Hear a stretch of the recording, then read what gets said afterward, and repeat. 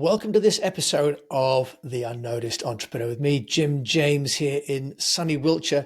And if you have thought about being a podcast guest, but have discounted it because you think really it's just taking lots of time, but you're not going to get any leads from it, and that it's really just a chatterbox, but it's not really a sales inbox, then my guest today has got some great news for you, because they've got a platform called Podcast Hawk that uses AI to get you to the right shows and starts to help you get accountability for the time you spend chatting to get to your sales dashboard and funnels. We're talking to Stewart Townsend, who's the co-founder of Podcast Hawk. Stewart, welcome to the show.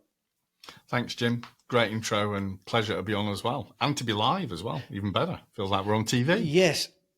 And for those people that are listening, we're experimenting now in the UnNoticed Entrepreneur Facebook group with going live with these shows, because I really want to try and share the mic with you as well as my guest when I'm recording. So we've experimenting with Facebook Live today. So Stewart, podcast guesting. Why is it worthwhile? Because everyone talks about being a podcast host, and I think that stops a lot of people. Is being a podcast guest worthwhile? And why? How long have we got? Most definitely. We've got about 20 to 25 minutes always. Yeah. It's one of those of a lot of people overlook podcast guesting or podcasts in general. So if we start there, podcast as a medium, we saw massive growth a couple of years ago, and that was just artificial. Now we're seeing true growth. But the reason to be a guest is, one, you can use it for training if you want to be a host. So see if you like it before you invest all that time to actually sell. You're on the other side, Jim. This takes a lot of time, not just recording shows, but finding guests, doing the admin, promoting it, build your audience, etc. When you're a guest, and like me, I'm in sunny Lancashire, I'm sort of got my feet up and I'm chilled out. Do I really want to do all that? No, because I'm quite lazy at heart. But what I want to do is promote the business that I'm doing, or my book or my mastermind or whatever it may be. I've got a sales motion, and all I need to do is spend 25 minutes having a chat about the things that I'm passionate about, and it gets out to a wide audience.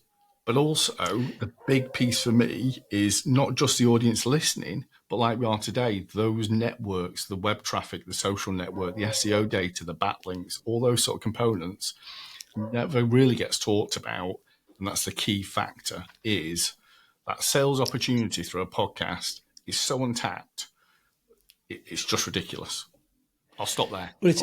Well, that's great. I think that, Stuart, you've got to answer the question about authority, because there's this assumption that you have to be the host to be the authority, and it's the authority that drives the business for the guest.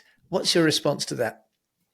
No, so I always put it into context of, the host is maybe an authoritarian in marketing or SEO or sales and such, but to a certain extent, they're always learning, and they want to share that learning with the audience. So, bringing those guests on from a wide, varied background and multicultural means that actually they become more authoritarian in what they're doing, but also bringing that knowledge on base to their customer, to their audience is what they're there for. And you tune it to working in corporate. You were supposed to be the expert. So I worked at Sun Microsystems for 12 or 14 years. I don't know how long. It was awesome. But I was supposed to be an authority in Solaris and Spark and all this hardware. I knew about 1% more than the audience if I was really lucky. But they thought I knew everything. And it's the same with hosting. The hosting may know a little bit more, but not necessarily. So I think it can work the other way. I think, the guests can bring a lot more knowledge, and the host just acts as the broker in the middle and takes it all on board. It's a really good point that you are invited to be a guest because you are the expert in a particular subject matter, and you're certainly a peer, if not the subject matter expert, and the host's role is to facilitate, like I do, the conversations that we have with experts like you. So we've dealt with that issue of, is it worth it? But the other challenge, as it is with kind of all social media is about the metrics. And I've had guests on that have built products like Funnelytics, for example, that track where I'll make cool. leads come from. But podcasts are remarkably hard because people listen to them on their mobile phones in the car. Stewart, how can someone attribute podcasts to leads in your view? So there are similar products to ours out there, and we always have this. We've had this discussion from the start that, Jim, you have access to your audience. You know who they are, who's listening, who's downloading. The only other people that do is the hosting company or the advertisers that you may share it with. Nobody else does. From an attribute, I can't say the word. Attribution. Attribution. Attribution. I think is the. Attribution. We've It's a always bad gone signal. Stuart's. yeah. It's one of those words that. But from that aspect, we've always gone down the way of, from gathering data and whatever it may be, of have a call to action at the end that has a trackable link. That's the basics. So that goes in the show notes when the episode goes out. But for us, when you're researching a show that you want to go on, it maybe you're just starting out and you're going to be a guest, and you'll go through this step ladder type approach of going on smaller shows to get on bigger shows. Now, those smaller shows, they may have only just started, so they may have only had 10 episodes. Their social network and their web traffic could be off the charts. It's literally, if you look at, we provide domain authority and page backlink data on a high proportion of the podcasts. That for me is a metric, because what I want to know is, can I get traffic back to what I'm proposing, whether it's an ebook, a lead magnet, whatever it is. I can then attribute that back and go, actually, that came from that podcast because I've put a trackable link in there. And as a guest, that is the only thing you can do, because that's the only way of tracking, did it actually work? And we tell everybody that uses our product, just do that. If you do anything, don't forget, one thing not to forget is putting that link and getting the show notes. And I think, Stuart, you've raised a really good point about being a guest, that you really need to go into the interview with a gift of some kind, a call to action that could be a coupon code, could be a link to a download or to a quiz. Stuart, you've mentioned that you've got an app, and I found Podcast Hawk, and I was looking for platforms that help listeners and guests match up. Tell us about Podcast Hawk, and for those people that are listening, Stuart's going to explain it, and those people that want to see this on YouTube, you'll be able to see the screen share. But if you just explain about Podcast Hawk for us. Yeah, so it's a simple B2C, B2B SaaS app. And what it enables you to do is actually search through all the podcasts that are available. So I can throw some vanity numbers out there. So there's 4.2 to 4.3 million podcasts. They are not active for a start. There's like 800,000 to 900,000 active podcasts.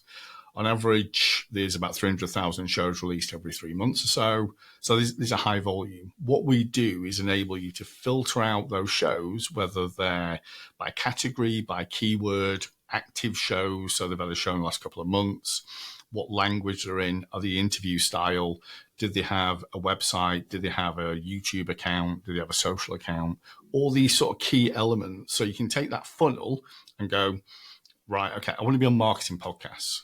Great, there's about 1 billion of them. So let's narrow that down to the ones that are really relevant. And then what we do, we give you access to the podcast host, social identity, email address, that sort of thing.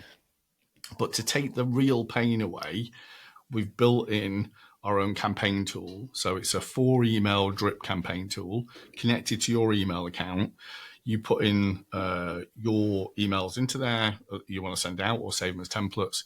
And then we send them out in a randomized, humanistic fashion to the podcast host. And we insert then the podcast host name, the show, etc. And it does all that pain point. And this came from the pain that me and my co-founder went through trying to get on podcasts a couple of years ago, because it was just painful around that sort of thing. Stuart, it sounds brilliant, because we've got Listen Notes, for example, which is a huge directory but has none of the functionality. You have to filter and then download and put it into your CRM, and then you don't get any of that.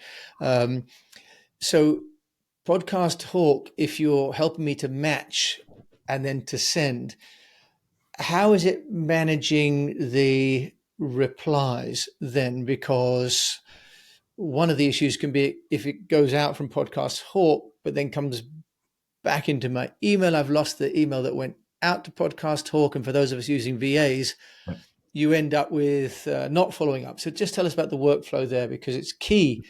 Because it's a Yeah, no, logistics game, actually. no, definitely. So we don't actually use our own email domain server. We get you to connect your email account to the platform. So you authenticate, and then we attach a little tracking dot to the emails that go out, and then we report back on. So we basically listen them for replies. We're not listening for anything else. It's like, okay, we've had a reply back from Jim.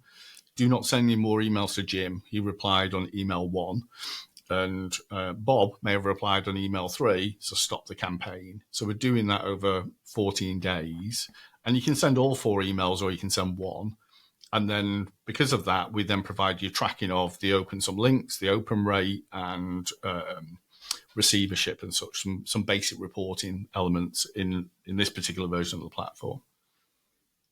And Stuart, what about the pitches themselves? Are you using any AI or helping people to write those pitch emails? Because it's a double-edged sword, because if as a host, I get, frankly, some rather ridiculous emails because they don't recognize what the show's about. They send things that are completely irrelevant. That's wasting everybody's time. Sometimes you get them really nicely curated. They've plainly taken the time to look at the show. They've got a call to action. They've got a great story they want to share with my audience. How can Podcast Hawk help with the creation of that pitch? So we provide templates. So within the platform, we provide, I think it's 30 templates. Some are funny, some are personal, some are business, and they've already got what we call the short codes in there. So the podcast host name and such. And then also we provide a lot of resources around that side in terms of how to write an email. So there's a whole ebook with those templates in, and a lot of content around that as well that you get from that side. Plus, you can save your own templates. So we provide those templates because we know they've landed really well because we've got the data. But we also provide that ability of you can cut and paste your own templates in there, email templates, and save them and repurpose them and retest it against that. But we do say to guests, and again, you're in this space as well, Jim, about the educational side is you've got to have a really good story. But in that email, give the host everything they need. So don't do a one-pager, build a media kit. If you can do a short video that's a generic one, but just saying, what is the value of you going on a podcast? So it's like, I'm Stewart Townsend. I've been on 50 podcasts before. I know about marketing. I know about sales, your audience, blah, blah, blah. It doesn't have to be custom for each podcast, but something so they can see you're good in front of an audience. You've got the right setup. You're not just going to be sat in some back room somewhere with some, lack of connectivity. And we help do a lot of that activity with the clients. That's great, Stuart. That's why I built the Podcast Guest Blueprint course, which I've just started to unwrap or unveil this month, because I find so many guests are not prepared with their lighting, their camera, their mics, or a story, or a call to action. So it sounds as though you're really helping, especially with that outreach, and also giving people some of the templates, which will help them be, a little more fluid as well in their writing. That's fantastic. In terms of then the sort of pricing, Stuart, because we've got Matchmaker, for example, we've got Padverb. It's getting to be quite a crowded space, isn't it? And then, of course, some people have got agencies that are charging, quite a lot of money to get people onto shows. Do you want to just give us an idea of the pricing strategy you've got for Podcast Talk? Yeah, so it's a simple SaaS pricing model, so software as a service. So it's a 30-day contract. It starts at $59 and goes up to $129. And the differences in that are the number of podcast host contact details you can access. And I'll just explain that a little bit clearly, because you can access the platform and pay monthly and do as many searches as you like and save those searches and do all the stuff that you want to do. As soon as you hit go and say, I'd like to either download that data or build a campaign to email them, it uses up some of your credits. And those credits roll over. So if you're on a 30-day contract and you've been with us for 12 months, you've never used anything, you roll over and then you could just smash it. And on the $59 account, you don't get the campaign functionality. That starts in the middle at $89. But that's it, really. Everything else is there. It's all in the platform. There's no real differences apart from the number of shows that you can reach out to and get access to their details. And Stewart, that's a really nice way to grow as you go, right? And that you're using less at the beginning because you're reaching out to less shows. And I really also recommend that people don't try and do too many shows at the beginning because people get quite exhausted, is one, but also it's a skill to be a good guest. And it's a bit like going running or something. You don't try and do marathons first, build up with some 5K races first. Stewart, you've been building Podcast Hawk now with a partner who I believe is in Mexico. Of course, they got the worst side of the deal because you're in Lancashire, right? So I bet they're lobbying to come back. With the marketing of Podcast Hawk, I found you through a Google search, but it wasn't top of ranks. How are you building awareness? Because this show is about getting noticed, and I love what you guys are building, so I wanted you to come on the show. But I also like to help my fellow unnoticed entrepreneurs to get insights on how to overcome being overlooked. I always love this question. It's not been asked a lot of times, and I think you know the answer already. It's a real simple one. I go on podcasts. Why would I not eat my own dog food to promote a business about podcast guesting to drive sales? So we go through campaigns and such. So Ray goes on shows, I do.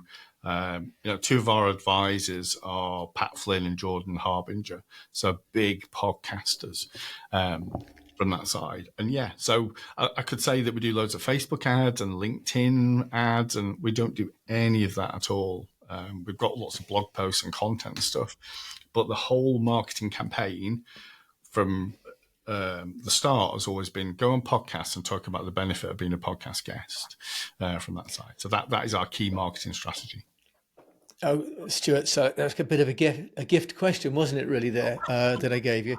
But to be fair, Jim, I've not been asked that a lot of times because I've been on a lot of marketing podcasts and sort of generic sales podcasts and things like that about the product or about me. I think I may have been asked it once. But it's such a simple answer because if I didn't do that, I wouldn't believe in the product. Yeah, good. Well, I like to ask that question because ultimately this show is about how fellow entrepreneurs get noticed, right? It's as much about how you're doing what you're doing, Stewart, as what you're doing.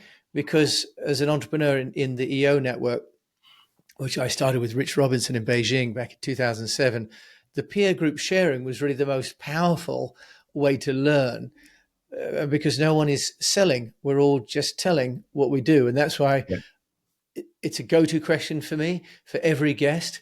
And hopefully the listeners will see that that's what they can do with their own business. So that you're eating your own, as you say, is fantastic, but it's also a key part of my mission for this podcast. But another part, Stewart, as you know, is I also ask for mistakes. Anything that you've done from a marketing point of view. Obviously, you've stayed in Lancashire, your partner's in Mexico, so they made that mistake. But what would you say would be a mistake you've made from a marketing point of view? I think it's marketing stroke functionality or technicality, if that makes sense. We did originally promote the product as being a beta product and got a good audience around that. What we didn't maximize on, and we shifted away from marketing and we went, right, okay, let's go and focus on building that functionality that our beta testers have said they'd really like in there. And we took our foot off the pedal, off the gas from that side and stopped promoting and marketing the product. And that meant that we actually lost traction in the market and other competitors came along is one thing, but also we didn't become what we wanted to be was like that domain authority about podcast guesting on that side. That was one definite mistake that was like, right, okay, we can't go back in time. We've done it now, so let's accelerate from that side of things. And I think the other is spending too much time on blog post SEO type content from that side, and trying to not focus that as being sort of part of the core proposition, but just building it for the sake of it, if that makes sense. So we've got about 200 blog posts about being a podcast guest, and it's like, great, we've got all these blog posts, but there's no anchor back to it. It's just a lot of blog content. Whereas actually going on podcasts and then anchoring that back to a blog post and going, actually, go and read this blog post because it's about this particular point, like we talked today about, your course and that sort of thing. There should be something relevant. So as much as I hate to admit it, we've not done what we try and tell people to do correctly. Now we do that, which is around, okay, if we're going to show, let's have it going back to a blog post or a landing page or something that's more relevant than let's just randomly create all this content that's just out there and nobody reads it. Yeah, that's wonderful. I think, Stuart, at the end, you'll give us some kind of a call to action for the listeners to maybe get a trial of some kind, I think, right? At the end, you'll give our listeners a benefit for sticking around, which would be wonderful. The flip side of that question then, Stuart, is what's the number one tip? And I am going to limit you. You can't say go on podcast because you've had that as your number one strategy. So I'm sorry, I'm going to close you off from that one. Otherwise people will go, hang on, this is on loop. Yeah, it's on the loop. So what would be, you say, a number one tip as an entrepreneur to get noticed? Or otherwise, if it's bringing you back to podcast too much. No, I think there is life outside of podcasts, most definitely. So for me, I think what I've done over time and started to do a lot more again is being part of communities and networks that make sense. As much as I deplore Slack, because Slack for Slack reason, I'm in now paid communities. And they're providing more value from a mentoring. So like after this, I've got a mastermind group. I've got a mentor in there. But what that means also is leads and introductions means that I get noticed. So now in those groups, I will anchor it back to podcasts. I'm the go-to guy about either podcasting or my background is in about building indirect sales team and channel partners and resellers and such. Or around that aspect, people are like, oh, I've got this business, I want to do this. So not just going in groups, got thousands of people and you just lost there. I think to get noticed and provide value back is to go into those smaller paid communities or groups of that sort of ilk that hold you accountable. And then you can then start to drive what your knowledge base and awareness is. And that, generally will lead to you providing information on the product that you sell or the services that you do. That would be Stewart Townsend. That's fantastic. So in terms of my final sort of question for you, do you have a podcast or book? Maybe I should limit you to books only that you could share? I'm going to stick with a podcast. I should say Pat Flynn. Sorry, Pat. I will say Pat Flynn because he's one of our advisors. But the Tropical MBA is the first podcast I started to listen to. When I joined Sun, I used to work down south and live in the north, and podcasting was just getting started. And the Tropical MBA came out, and I was like, right, okay, I just want to invent tiki bars and be an entrepreneur. And it gave me that motivation to try and get out of corporate at some stage. And also they run a private mastermind group. So it means that we all get together in Thailand or Mexico or London and come together and share knowledge, which is great. And it all stems back from that podcast, which is just, awesome. Fantastic. Tropical MBA. Thank you for sharing that. And if people want to find out more about you, Stuart, and also to get maybe a taster for podcast talk, what can you share as a call to action? Yeah, so Stewart, Stewart, we'll include it in the show notes, Stewart at podcasthawk.com. You'll find me on Twitter at Stewart Townsend. reach out to me through any of those mediums. You can find me on LinkedIn, but that's just, I'll probably think you're trying to sell me double glazing or something. But yeah, and come and find me there is the best way, and ask anything you like about podcast guesting, podcasting as a whole. I can give you data points and such. Totally open book. Don't be afraid not to ask. You can always say no. That's what my dad said. Okay, and also they can go to podcasthawk.com. Can we maybe offer people a coupon of some kind, Stuart, for a Yeah. trial? What I can do at podcasthawk.com, go and sign up for a trial. Again, just email me. You'll see the info address, or stuart@podcasthawk.com. Normally it's 7 days, and it can extend out to 14 days and give viewers an extra credit. We don't use coupons as such, just because they just break and things go wrong and it causes more pain. So if they just say, heard it on the UnNoticed Entrepreneur, great. I can just go and tag them and put it in there. Dead simple. It's just nice and manual and really quick. Stuart, thank you so much for joining me today on the show. It's been perfect. Thanks, Jim. Great conversation. Great. And we didn't talk podcasting too much, maybe about 20, 30 times we got it dropped in there. Yeah, we didn't mention other mediums, but I wanted to get you on the show because I'm really excited about what you're doing, because I think a big part of my passion is to help entrepreneurs and authors and subject matter experts to get onto podcasts in an affordable way, and that they're prepared with their kit, but also with the call to action. So what you're doing is really helping to solve a big part of that problem for them. So I was really excited that you had agreed to come on the show. So thank you, Stuart. Perfect. And I think what you're doing with the course as well is just a pure value, because it just takes people through that aspect and takes away that pain point of, do we do this? Do we do that? Don't worry. They'll go on being professional straight out the gate, which is awesome. Which is wonderful. So Stewart Townsend joining me today from sunny Lancashire, and I'm sure his partner in Mexico will be ruining the day that he left the north of England. And I'm here in the south of England, in Wiltshire.